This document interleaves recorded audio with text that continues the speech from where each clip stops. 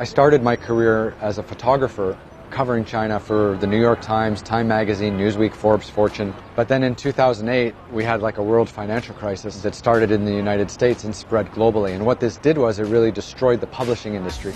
So right away, my career was in danger. I knew that I still wanted to be a storyteller. So I thought if I could keep telling stories and make television, this would be a good transition for me. I know China very well. Maybe I can make my first television show about traveling around in China. After working for the Western media for so long, I felt like China really had been kind of misrepresented. So I'm going to get on a motorcycle and ride a motorcycle all the way around China and document my journey so that people can see all the different landscapes, all the different minority peoples, and all the different adventures that I'm going to have. And hopefully then people will have a greater understanding of what China is. My name's Ryan Pyle, and I've been living in Shanghai, China for more than 16 years now. So right after I graduated university, I traveled to China.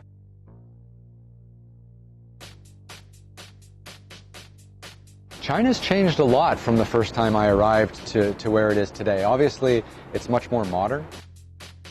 You know, in 2001, everything was cash. And if you went out into the countryside, you couldn't use a credit card. And even when you check into a hotel, you need to check in and leave a deposit with cash. Now you have a cashless society with Zhifubao and Weixing and Didi, right? And I really like kind of some of the ways that China's changed as a foreigner living in China. You know, having these stereotypes that some people feel China might not be safe or it might not be ready for independent travel. Actually, it was, and I had the most amazing time. China is a sensory overload.